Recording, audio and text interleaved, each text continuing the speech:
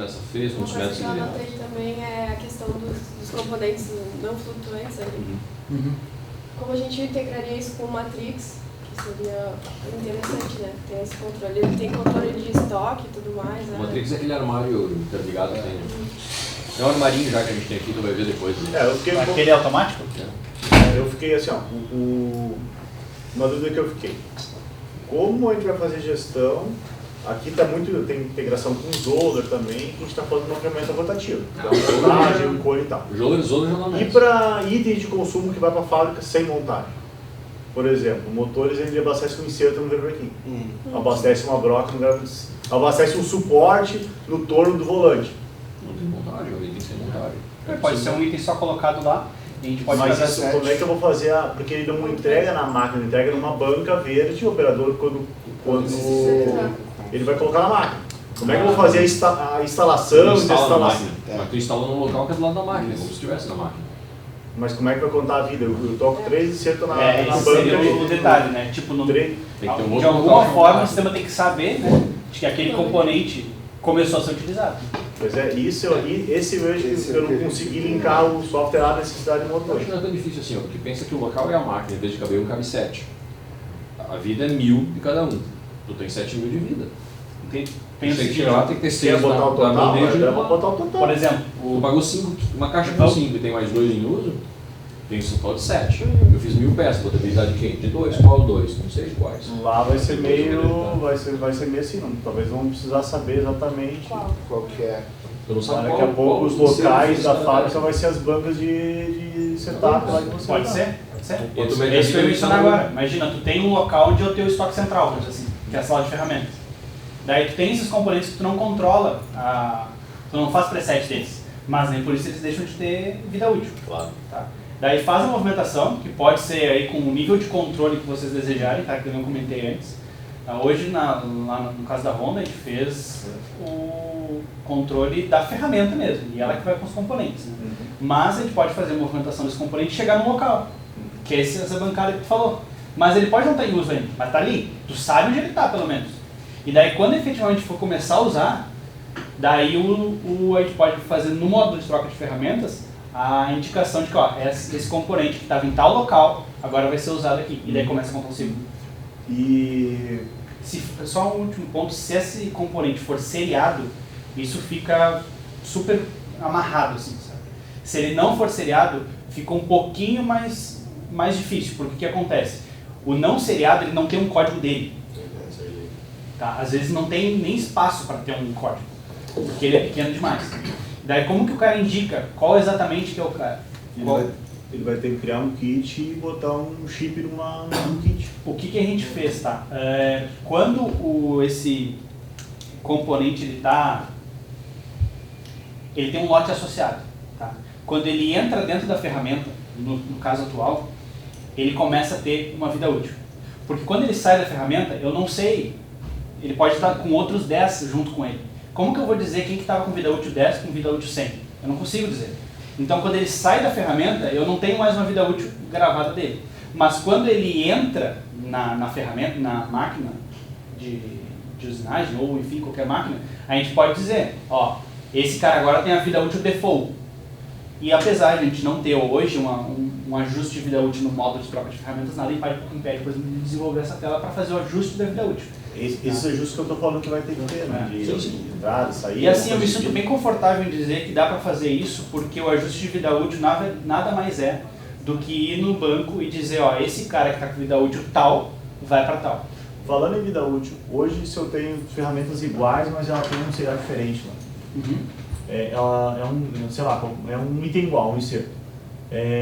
Eu consigo mudar a vida útil só de um deles? Sim. Consegue fazer por componente. Por componente, independente se é o mesmo componente. Independente. Sabe aquelas 14 posições que eu mostrei? Isso. Cada uma delas tem uma vida útil associada. Hoje o que acontece? Eu consigo botar a vida útil no código de estoque, no código do item. Então, independente do modelo que rodar, vai ter mesmo vida útil. Isso. E aí, se essa ferramenta que tem 100 mil semana que vem, eu vou mudar para 120. Todo o meu histórico que ela fez com 100 mil, ela mantém o histórico ou muda Mantém o histórico. conforme? Mantém o histórico. Eu tenho histórico das montagens que tu fez. Tu tem a montagem 1, a montagem 2, o histórico não é apagado. O histórico não é apagado. Não é apagado. Cada montagem que tu faz, por exemplo, troquei a fresa. Isso aqui é uma montagem. Essa montagem tem um número de série. E o sistema guarda. A montagem 2 eu botei uma outra fresa. A montagem 2 tem um outro histórico. Então, apesar de ser o mesmo cone, lá no código do CAP, o mesmo 0497, não sei o quê, quando tu deu uma identidade única para ele, todo o histórico fica amarrado na identidade única. E cada evento que acontece com ele aqui, ele tem um passaporte novo. Tu continua sendo Jackson, apesar de ter trocado de passaporte. Só que nesse passaporte tu viajou para a China, o outro tu viajou. Eu tô falando que hoje eu tenho esse problema. Hoje, se eu mudo a vida útil do sistema, eu mudo o histórico inteiro. Não. Inclusive, eu tenho um histórico de ajuste de vida útil. Quem fez e quando fez e por que fez. Exatamente. E outra coisa, a parte também de alocação e desalocação ali, eu vi que é tudo por ferramenta, por conjunto de ferramenta. Eu poderia subir um nível, fazer por kit, ou montar isso dentro de um pacote, fazer a alocação disso, sabendo que dentro do kit tem um conjunto de kit. Pegar uma ferramenta que é um local flutuante e botar um dentro do outro. Ele leva tudo que tá dentro. Tem um caso, tá? Por exemplo, vamos dizer que agora, o exemplo que eu mostrei, mostrou uma ferramenta. Mas imagina que se a gente mapeasse que uma ferramenta, na verdade, é um conjunto de ferramentas. Uma caixa. A gente poderia fazer isso. Tu tem um código para caixa. Porque o conceito conceito eu consigo entrar dentro daquela caixa e ver os componentes lá. Exatamente. E cada um vai ter uma vida útil. Tu viu que eu cadastrei ali 14, dá né? Fazer esses... Imagina que eu cadastrasse ferramenta 1, ferramenta 2, ferramenta 3, ferramenta 4. Cada uma com 14 componentes. Exato. E aí tu bota num caixote. Por isso que esse caixote é um local flutuante chamado kit. Então ele consegue ter componentes dentro dessas ferramentas? Isso que eu não tenho hoje, Paulo. Não tenho hoje isso aí. Tipo, criar esse modelo de ferramenta que tem outros modelos de ferramenta dentro. Isso hoje não tem suporte. Mas é uma coisa que a gente desenvolveria. Não estou dizendo que é possível, tá? Só estou dizendo que hoje no standard não está bom. E dentro dela tem que ter um nível de componente. É isso que ele está querendo desenvolver. Mas na verdade assim, como a gente mapeou bem essa questão de coisas que tem dentro de coisas... Mas a lista de componentes que vai dentro de uma ferramenta vem do modelo de ferramenta, né? Quando, por exemplo, vamos pensar aqui. Eu ia chegar também. Eu preciso cadastrar a ferramenta dentro do sistema. Todos os componentes, eu cadastro. Não, eles podem vir da hoje sim, né? Hoje sim. Digamos que tu tem que cadastrar, beleza. Aí tu vai montar. Digamos que tu teve que criar uma por uma. A chupeta, o cone, a broca, beleza.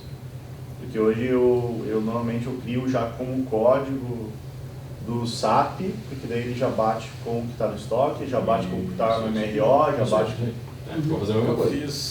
Eu fiz um deparo durante a apresentação, vamos ver se vocês concordam. Eu vi que o kit seria um local flutuante, como o Sidney falou.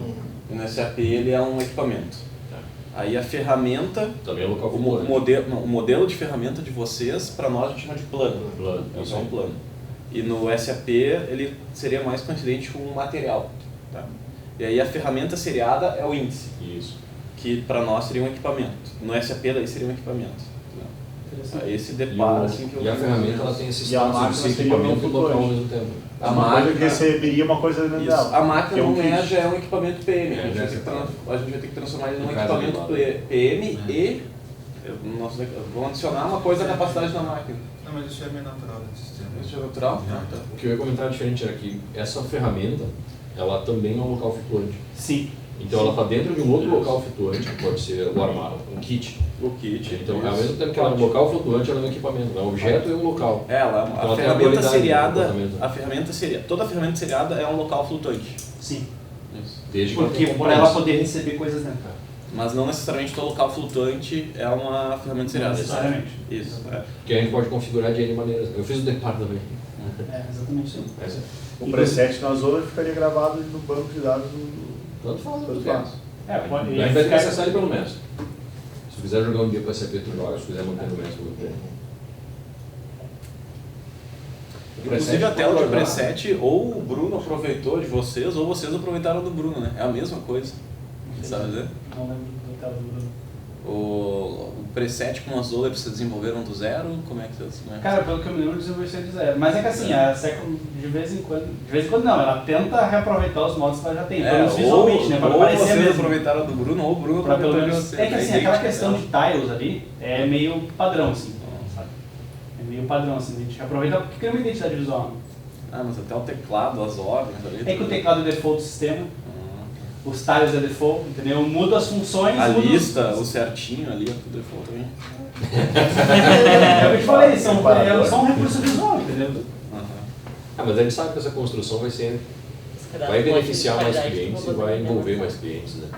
Porque o que acontece? O que a gente viu lá na Honda é um pedaço do que a gente precisaria aqui. O que a gente desenvolveu com o preset de Zola aqui embaixo, é um troço que tu vai incorporar na solução que a Honda vai receber. Eu acho que já tem, então a gente tem essa comunidade de construção, né? A pena que a Honda hoje ela é muito...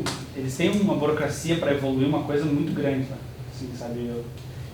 Tanto é que a gente, a Seco, no caso, muitas vezes é usada como bengala para forçar a evolução de alguma coisa. Não é a privilégio não. Mas é questão de empresa. Toda empresa grande tem algumas dificuldades de velocidade, de estrutura. Por exemplo, essa questão de fazer todo esse controle de compras, de reafiação, isso aí provavelmente deve ter um monte de gente com o mesmo problema lá, que queria que tivesse um módulo do ERP deles que fizesse isso. Que pudesse integrar com o pessoal do setor de compras, e hoje está na mão do key user. Daí ele tem que fazer pelo nosso sistema, mesmo que a gente ajude ele tem que extrair essa informação e mandar para os caras. Porque não é integrado. Entendeu? Essa é a vantagem que a gente tem de Master Data. E essa é uma premissa que a gente assumiu no médio, não tem Master Data aqui embaixo. A nossa camada é quase nada de Master Data. Tudo tem que estar nesse aspecto. Mas... tirando esses ajustes, o mais é a questão de integração de... Exemplo, sai um código novo de uma ferramenta no estoque, no MES aqui, quando eu vou montar o componente, já está ali disponível. Tem que estar, né? Então essa integração, tanto com o estoque quanto com o MRO. Eu sei que isso é um trabalho muito árduo, porque assim, todas as telas desse sistema eu me preocupei em criar importação. Todas elas têm um botãozinho lá que o cara especifica um Excel para criar. Por quê? Porque eu sei que é muito trabalhoso. E seria humanamente impossível do key user lá cadastrar tudo um por um. No caso de você, se puder vir pela integração, melhor ainda. Tudo que nós temos hoje já, Cláudio, existia um cargo, por exemplo. Aí tem que olhar o que tem, né, cara? Hoje eu tenho 5.000 ferramentas num sistema do ZPF montado ali, que para passar por um vocês, cara, se fazer um por um ali, acabar de fazer importação. Fazer um cargo. Lá também tinha. Eles tinham um sistema de ferramentas velho. E eles fizeram importação. Eles demoraram tanto tempo para iniciar com o sistema novo, um pouco do tempo, na verdade, foi porque tinha que fazer esse cadastro. E eles tinham, não é só o cadastro das ferramentas que existem, mas também do comportamento que ela tem. Do tipo, isso aqui tem uma posição, e outra coisa, para o key user, se eu quero controlar o corpo, não quero controlar o corpo. Gente, você não sabe o tempo que eu gastei para criar o cenário para vocês. Eu não imaginei que era uma coisa tão trabalhosa imaginar o que eu queria mostrar para vocês. Tipo, vamos controlar o corpo, não vamos controlar, vamos botar 14 componentes, vamos botar 10 componentes, vamos botar com componentes diferentes, vamos botar tudo com componente igual. Isso é toda uma coisa que o usuário, na hora de controlar o sistema de ferramentas, ele tem que pensar, para ver que nível de detalhamento ele quer. Quanto mais detalhes, mais trabalho para cadastrar. Que queira ou não queira, se a gente fizer uma analogia ao nosso sistema RP hoje, isso é uma estrutura de produto. Tu tem que montar uma área de estrutura de produto, tem que montar os componentes corretos dessa estrutura. É que nem a gente montou a motosserra. Tu sabe que o código do gravador é esse, não pode montar outro. Então, para te terminar a motosserra, tem que pegar cada componente e fazer a montagem. Desenhar essa árvore que precisa ser, tu tem que criar um modelo da ferramenta, pelo que eu entendi. Então, ela vai dizer, eu vou precisar do inserto de PKD, código tal, fornecedor Sandvik, ou um desses eu tenho que montar. Então, eu tenho que dar baixa de um, montar um, registrar, montei ele. Então, eu tenho que confirmar que tu montou a estrutura correta. Então, criar a estrutura é um modelo de ferramentas, que é o teu plano hoje. Que hoje é um arquivo que vê um pedaço do DWG, uma lista embaixo de componentes que alguém digitou do SAP. Então, tu vai ter que provavelmente criar essa estrutura, não mais no Excel. Tu tem que criar essa estrutura pesquisando campos do SAP e publicar. Esse aqui é o meu modelo de ferramenta. Então, a ideia é para criar um outro nível de inteligência para a tua operação de escritório é o quê? Eu não quero mais receber um Excel.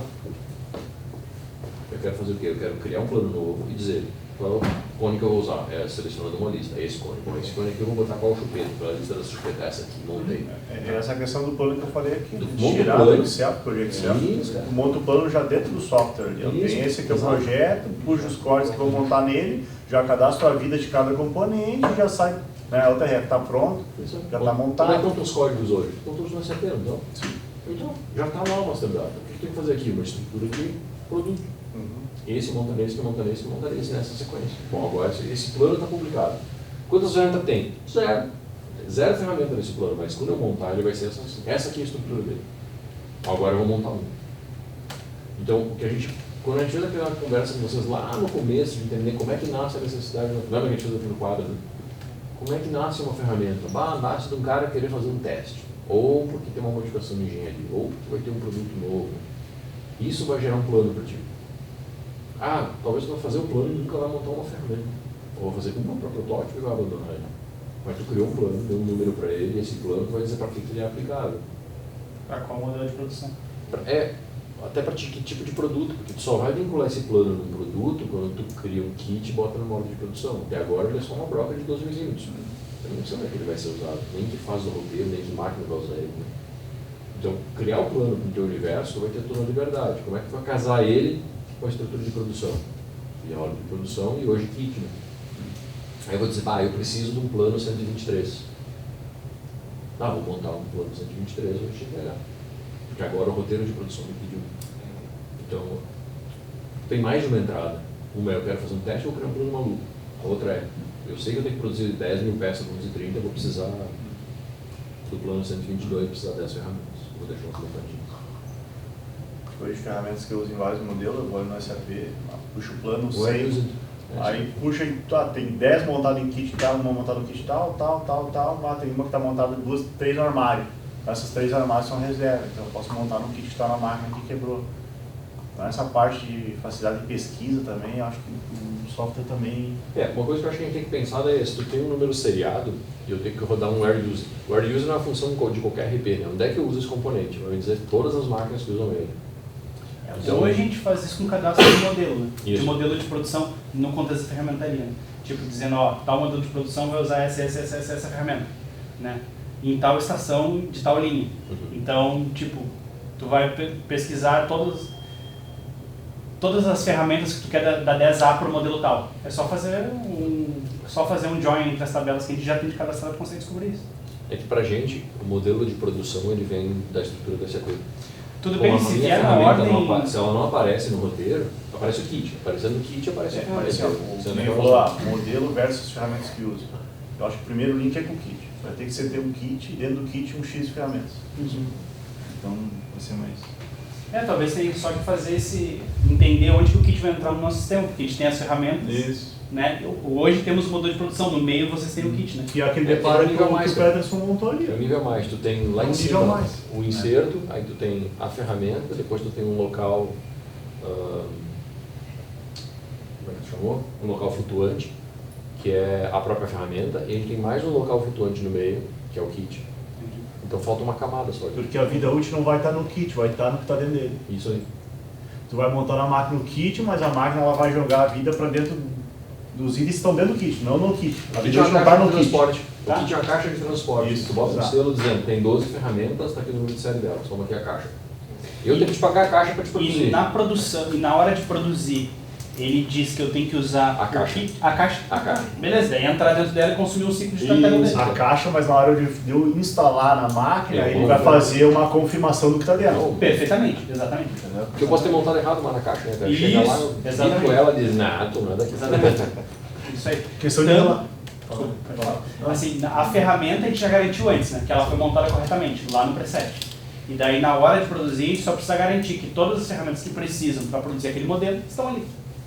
Se vai precisar entrar num nível a mais, não tem problema. Dá para fazer. Questão de relatórios também é um... O que a gente vai fazer aqui assim agora, a gente vai passar hoje de tarde e amanhã o dia inteiro explorando as EPF, para eles fazerem o cara crachar e saber o que tem numa, o que falta na outra.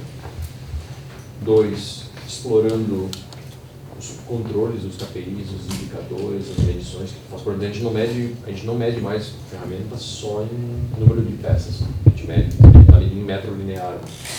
Quantos metros a ferramenta cortou. Tem uma outra característica que tu sabe isso por ciclo? Tu sabe isso por ciclo? Sim, tem que coletar por ciclo. A gente tipo assim, um ciclo vai dar tantos micrometros. Se tu ler a linguagem G do programa de usinagem, tu já sabe, quando tu sair de G0, que acho que não tem comprimento rápido, a partir de começar a M alguma coisa, tu sabe rotação e avanço, ali eu calculo quantos metros. Então eu posso onerar a vida da ferramenta lendo o programa CNC, ou ele pode pré-definir. Eu vou dizer, para esse ciclo, nessa máquina, eu vou consumir 32 metros lineares para cada peça. Porque eu furo 4 vezes. Ah, sim, o ciclo, 4 tá? furos, 8 metros. O 32 ciclo metros. hoje ele foi definido no caso da Honda, mas eu conversei isso com o Éder na época. E aí eu falei com ele quando eu tive lá também. Eu 5 disse, metros Éder, lineares. como que a gente vai controlar o ciclo? Não, Cláudio, aqui eu quero por ciclo. Aqui, tipo, uma peça produzida consome um ciclo, ponto final. Porque não tem isso que tu falou. Mas Mas, Mandar isso furar, como mas parâmetro do fazer. ciclo, pode. Mas aqui Pode também é assim. Então a gente poderia ler do programa e saber quantos metros tu vai consumir. Aí se tu tá com um avanço acima do limite, a gente pode onerar mais a vida ou menos. Mas tem ah, um, entendi. entendeu? Interessante. Tem Inclusive N opções pra pode, gente inclusive fazer. pode colocar a vida útil até no próprio metro. Se disser quanto que consumiu, eu consumo aquilo. Tu consumir em metros, tu não consome mais. Entendeu? Se a máquina de usinagem me disser consumir 0,2 micro. Mas, assim, ó, mas daí para a parte de análise, principalmente para a vida útil, a gente não vai poder se basear em uma ferramenta que está produzindo. Por isso que eu estou falando, cada ferramenta, no relatório, ela tem que ter um histórico do tipo de... Hoje eu tenho histórico de ferramenta. O que é de ferramenta? Eu tenho a vida que ela atingiu, a data que ela foi para a máquina, o modelo em si. Mais itens de como estava a peça, que a gente falou da qualidade da peça, circularidade, diâmetro, não está linkada no histórico daquela ferramenta. Isso é o teste funcional de alocação. O batimento da máquina, como estava o batimento do espino da máquina quando a ferramenta estava lá, eu não tenho essa informação. Então esse conjunto de informação em ferramenta, máquina, qualidade, né, e processo, porque daí entra parâmetros também. Então parâmetros, ferramenta, qualidade e máquina, eu não tenho hoje essa junção de ferramenta na mesma linha para fazer nada. Essa é a fase 2. Sim, eu sei, só tô dando hoje assim, quando um ciclo é executado, só fala. Essa a gente vai cobrar da Seco para desenhar junto. Não, porque daí tem que estar... Vai melhorar o produto deles, né? Tem que interligar também as tridimensionais. Você eu falei, eu não trago essa parte. Eu sei que você fala que daí tem que incluir as tridimensional no MES, tem que ter as informações todas. Né? A gente tem que cruzar, cada vez mais a gente vai cruzar informações adicionais. Né? Por exemplo, o que a gente já sabe que tem que coletar? Quando tem uma colisão lá no Chirão, às vezes ele não fica sabendo. Então qual que é a nossa ideia? Já vai ter um controle de vibração do espinho, está ligado na interface do MES. Quando der uma colisão, eu detecto o sinal, gera um alarme, eu abro uma parada, eu bloqueio essa ferramenta no módulo, digo, desaloca, tu não pode usinar porque ela está bloqueada, teve uma colisão, tem que olhar a ferramenta. Então estou e obrigado a gente pode anexar isso à rastreabilidade dela. Assim. Tipo, gravou e nunca vai perder, ficou gravado nela lá. Mas, cara, deu uma colisão em tal data, produzindo tal modelo de peça. Posso exportar o programa CNC do momento da colisão, guardar ele porque e analisar depois. Hoje, Cláudio, ela é muito manual, sabe? A ferramenta ela chegou no fim da vida, mas ela tá boa, mas aí tu não sabe como é que tá a condição de espino, ou ao contrário, ela saiu antes da vida, mas aí tu tem que ir manual lá, ver como é que tá o espino, você tem que medir. Como é que tá a circularidade? Tem que ir lá na qualidade, ver a circularidade da peça, então a informação não está integrada. Eu tenho que ir atrás disso tudo. E a ideia é que quando a ferramenta sai, ela já diga, eu não posso voltar.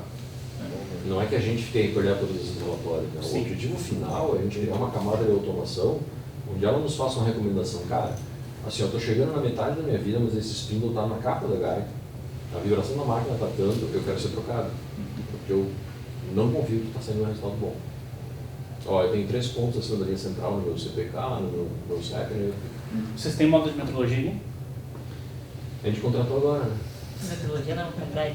Qualidade, volta de qualidade. Ô, Matheus, vamos fazer fazer de motores lá. Vocês traduz usam, pra mim. por exemplo, aquelas ferramentas de Alequim, Mas metrologia eles não têm. Vocês Vai estão ter usando metrologia dentro do ZPF ou Metrologia, estão focando mais em rotativos? coordenada no laboratório. Porque aquele teste funcional ali era no local mesmo. A parte Tipo, meu hoje na Honda C, ele libera é uma mais coisa importante. ele produz uma, o cara chega lá, pega um paquímetro lá, cara, tem 15. A gente até tentou, deu acesso pro operador da transação. É bem manual assim, mas pra eles é... Que é muito desmonta e monta. E a mesma coisa na desalocação. Fazer o que o Sidney falou. Não era uma coisa que o Edson tinha pedido, mas, cara, faz sentido, não faz? Botar É que faz, eu saber como foi a última que somar a fez. vida útil deles. Daí Cada um ele faz, sei lá. tá lá, eles não estão usando, mas tá. Eu sei de 100 a 600 peças, esquema de eu regras. 600 peças que eu falo. O que for da Não, necessidade. E nesse esquema de regras pode ter, por exemplo, integração com a máquina. A gente está falando de um cenário de integração de máquina que a gente está construindo, né? Então, o Petson depois volta e explica para vocês em que nível a gente está com o Chiron já, né? Mas alarmes, início de ciclo, fim de ciclo, exceções que a gente pode mapear e incorporar nessa camada que já existe. Já tá comunicando com a gente. Vou planejar a minha ordem e vocês Completo, né? tudo pra... Eu dou uma pensada. Ele não está performando, falta os parâmetros de processo, que é o principal. Se as ferramentas estiverem gravadas, cadastrar. Ele era mais medir produto, né? Medir as condições que o produto foi executado. Se aqui tem 120 mil sinais sendo processados. Aí tem alarme, tem que dar um gado. Para interpretar e saber o que faz sentido.